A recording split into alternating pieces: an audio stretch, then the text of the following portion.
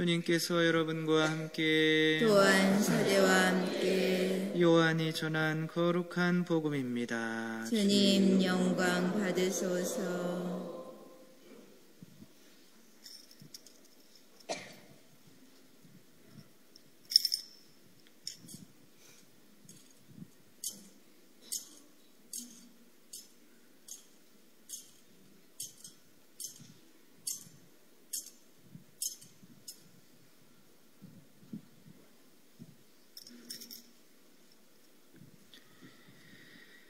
그날 곧 주간 첫날 저녁이 되자 제자들은 유다인들이 두려워 문을 모두 잠가놓고 있었다. 그런데 예수님께서 오시어 가운데에 서시며 평화가 너희와 함께 하고 그들에게 말씀하셨다. 이렇게 말씀하시고 나서 당신의 두 손과 옆구리를 그들에게 보여주셨다. 제자들은 주님을 뵙고 기뻐하였다. 예수님께서 다시 그들에게 이르셨다. 평화가 너희와 함께, 아버지께서 나를 보내신 것처럼 나도 너희를 보낸다.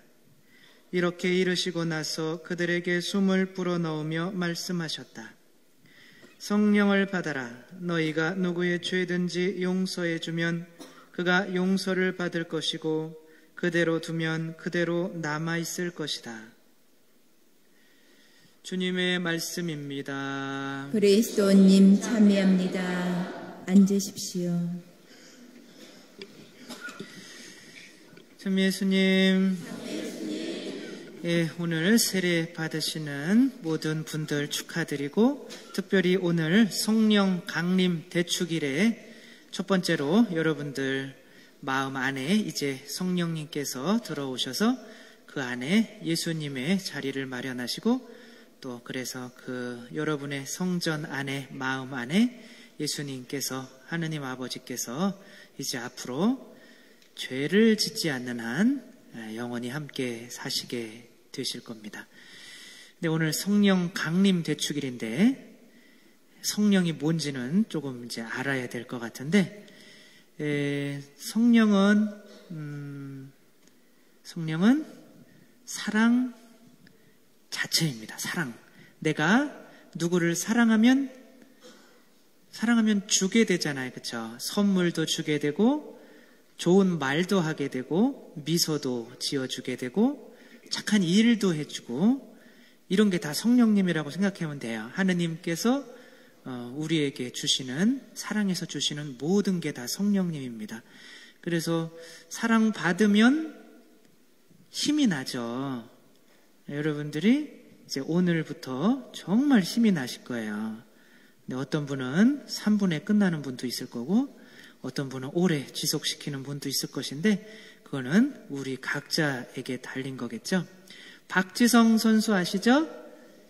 박지성 선수가 처음에 축구를 굉장히 잘했던 선수는 아닙니다. 중학교, 고등학교 때까지 축구를 진짜 열심히 했는데 어떤 대학에서도 박지성을 원하지를 않았습니다. 어떤 실업팀에서도 박지성을 원하지를 않았습니다. 저라도 원하지를 않을 거예요. 못하니까.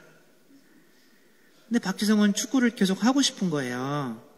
그래서 명지대에 이렇게 들어가려고 했는데, 명지대에서 또 이미 축구할 사람을 다 뽑아놓은 거예요. 너 같은 애는 지금 안 받아준다. 그래서 어디로 들어가요? 테니스부로 들어갑니다. 테니스부.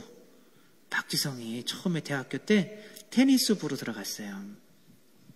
그래서 이제 축구부로 다시 와서 거기서 이제 죽도록 뛰는 거죠. 죽도록 뛰다 보니까 그런 걸 좋아하는 사람이 한 명 있었는데, 그 사람이 누구냐면 히딩크였어요. 히딩크 아시죠? 히딩크가 이게 보니까 90분 동안 쉬지도 않고 막 뛰어다니는 거예요. 그래서 야, 저런 애가 다 있나? 그래가지고 국가대표로 발탁을 합니다. 다른 사람들은 다 의아하게 생각했죠. 히딩크가 미쳤다. 그러면서 평가전을 하는데 박지성을 평가전에 계속 넣는 거예요. 근데 문제는 박지성을 계속 넣으니까 이겨요. 계속 졌어요. 지다가 박지성이 또 어떻게 되냐면 부상까지 당했어요. 미국에 가서 평가전 하다가. 이제 조금 있으면 월드컵인데 특별히 보여준 것도 없고 열심히 뛰어다니기는 했는데 이제 부상까지 당해서 어떻게 해야 될 바를 모르고 라카룸에서 고개를 푹 떨구고 좌절해서 있는데 히딩크가 통역관을 데리고 들어와서 1분 동안 무슨 얘기를 이렇게 합니다. 영어로 했겠죠. 그러나 박지성은 그때는 영어를 모르니까 얼굴만 쳐다보고 있다가 이제 그만두라는 얘기인가 보다 그러면서 통역관한테 뭐라고 그랬냐 그랬더니 나는 당신같이 열심히 뛰는 사람은 본 적이 없다. 당신 같은 그런 공에 대한 집중력이 있는 사람은 내가 볼 때는 세계에서 정말 유명한 선수가 될 만한 사람이다. 그러니까 힘을 내라. 이런 말을 해준 거죠. 다른 감독도 아닌 세계적인 명장이, 거장이 그런 말을 하니까 박지성이 맛이 간 거죠. 그때부터. 그 1분 자기 자수하는 전에는 그 1분간 히딩크한테 들었던 그 말이 자기 인생을 완전히 바꾸었다고 합니다. 그때부터 2배로 더 뛰게 된 거예요. 그러니까 나중에 이제 프랑스전에서 또 거기서 또 골을 넣기도 하고 나중에 실제적으로 이제 월드컵에서는 8강인가 거기에서 포르투갈에서 이렇게 누구예요? 누가 넘긴 거죠? 이영표가 맞나? 이영표? 축구를 안 보시는군요. 넘어온 거를 이제 가슴 트래핑으로 해가지고 한번 제치고 이렇게 멋진 골을 넣어가지고 히딩크의 믿음에 보답을 했죠. 제일 먼저 누구한테 달려갔겠어요? 자기 막 붙잡는 선수들 다 뿌리치고 히딩크한테 달려가서 이렇게 안기게 되는 거죠. 왜냐하면 자기를 그렇게 만든 게 누구예요? 히딩크인 거죠. 저는 성령님이 누구냐고 이렇게 말해달라고 할 때 바로 그거예요. 히딩크가 1분 동안 했던 그 사랑의 이야기, 보여줬던 그 사랑, 1분 동안 주었던 그 사랑이 바로 성령님입니다. 그 성령님은 사랑 자체이시고 힘이 있어서 사람을 변하게 만들죠. 히딩크가 그렇게 1분 동안 박지성을 변하게 했던 것처럼 예수님도 30년 동안 대패질만 요셉 밑에서 30년 동안 집에서만 있었잖아요. 그렇죠? 나자렛에서 있다가 성령님 한번 받고 났더니 어떻게 해요? 밖으로 뛰쳐나가서 복음을 선포하시다가 3년 돼가지고 돌아가셨죠. 너무 선포하신 거죠. 오늘 제자들은 또 어떻게 됐어요? 예수님 승천하셔고도 부활하신 거 보고도 두려워서 방 안에 이렇게 가만히 있다가 밖으로 나올 생각을 못 하는 거예요. 관계 맺을 힘이 없는 거예요. 사람들 앞에서. 근데 성령님이 한번 내려오니까 밖으로 다 뛰쳐나가서 말을 하는데 갈릴레아 말로 하는데 각 나라 사람들 말로 다 들리고 베드로가 고기 잡던 사람이 몇 마디 했더니 3,000명이 그 순간에 세례받겠다고 무릎을 꿇게 되는 거죠. 그게 성령님이에요. 사랑해서 주시는데 그 주는 사랑의 에너지가 사람을 변하게 만드는 거죠. 오늘 예수님께서 부활하셔서 제자들에게 나타나시면서 뭐라고 그래요? 뭐라고 인사해요? 평화를 빈다. 그랬더니 제자들이 뭐로 가득 찼다고 그랬어요? 기쁨으로 가득 찼다고 그랬어요. 그러니까 성령님의 열매가 뭐예요? 사랑, 기쁨, 평화예요. 그건 누구도 깨트리지 못합니다. 누가 나를 때리고 그래도 평화롭고 기쁘고 날 때려줘서 고마워요. 그래서 내 돈 훔쳐가가지고 안 갚아가지고 감사해요. 이렇게 이런 에너지들이 성령님을 받으면 생긴다니까요. 우리들도 어느 정도 성령님이 들어오시기 때문에 우리들도 에너지를 사람들에게 발산을 합니다. 물은 답을 알고 있다라는 책 아세요? 이 일본 사람이 물 결정을 현미경으로 찍은 거예요. 물에도 결정 모양이 있어요. 물에도. 제일 좋은 게 몇 각형이에요?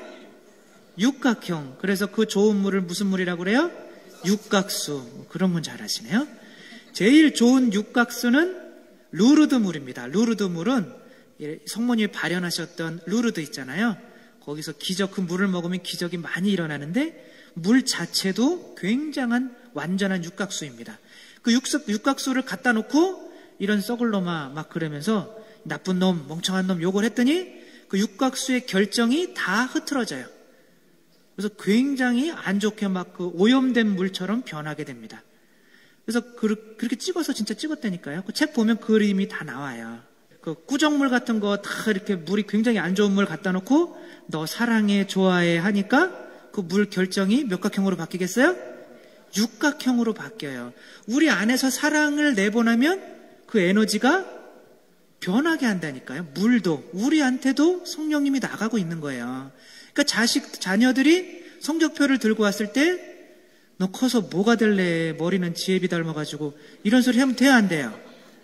안 되는 거예요. 오히려 좋은 말을 해줘야 자녀들도 더 아름답게 변화를 하는 거죠. 제가 이런 얘기 했더니 전에 있던 보좌했던 본당에서 자매님이 쫓아오더니 저도 그런 거를 하나 체험을 했다는 거예요. 자기가 화분을 키웠는데 다 죽었대요. 그런 분들이 있어요. 다 죽이시는 분들이 있어요. 다 죽였대요. 근데 하나만 유독히 너무 잘 큰다는 거예요. 그래서 그 분을 갈아주려고 꺼내봤더니 그 화분에 하트 모양이 그려져 있고 사랑 뭐 이런 게 써져 있고 한 거예요. 그래서 이게 뭔가 봤더니 자기 딸이 도자기 만들 때 그 도자기를 만든 거예요. 그러면서 거기에다가 하트도 새겨놓고 사랑이라는 글자도 새겨놓고 그 안에 들어있었던 화초는 어떻게 된 거예요? 생명이 가득한 거죠. 여러분들이 오늘 세례를 받는데 그 사랑이라는 그 성령님을 특별히 말씀 통해서 더 특별히는 성체를 통해서 여러분들에게 들어갑니다.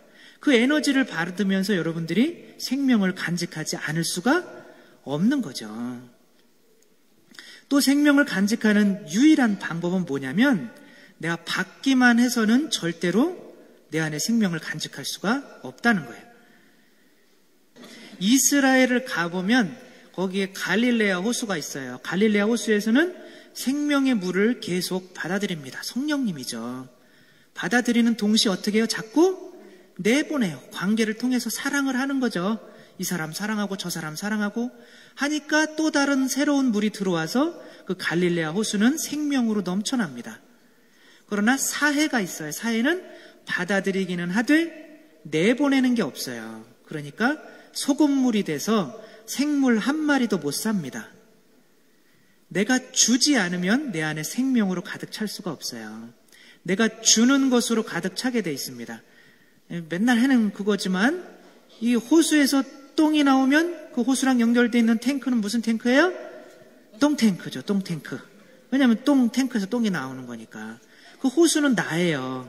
내가 똥으로 가득 차게 되는 거죠.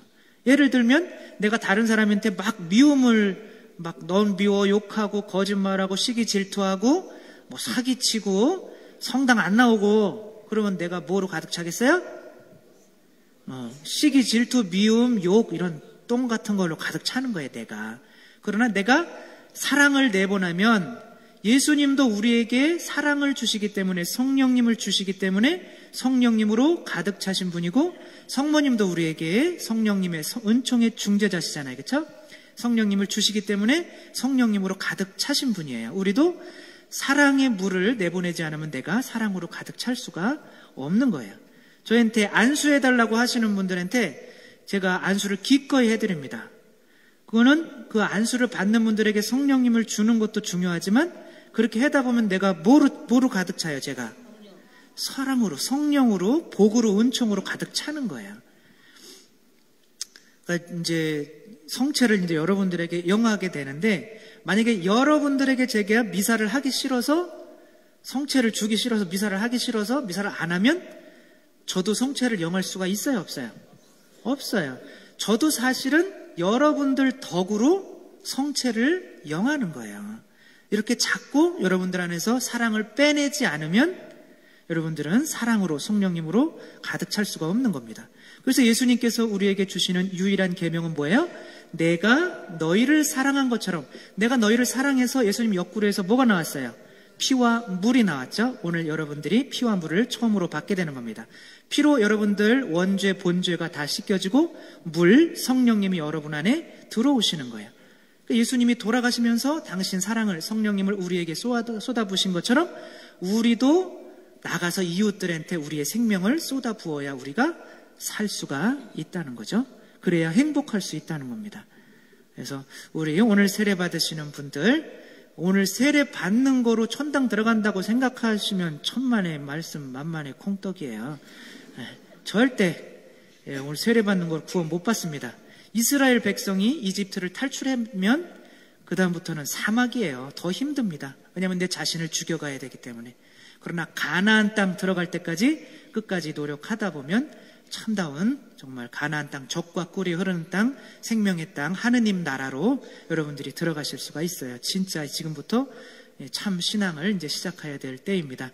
우리 안에 성령님 오셨고 우리도 내보내야 되고, 그럼으로써 우리들도 성령님으로 가득 차야 되는 이 성령 강림 대축일에 세례를 받으시는 여러분들 다시 한번 축하드리고, 또 우리들 안에 항상 성령님으로 가득 차서 사랑, 기쁨, 평화 누리며 사는 우리들 됐으면 좋겠습니다.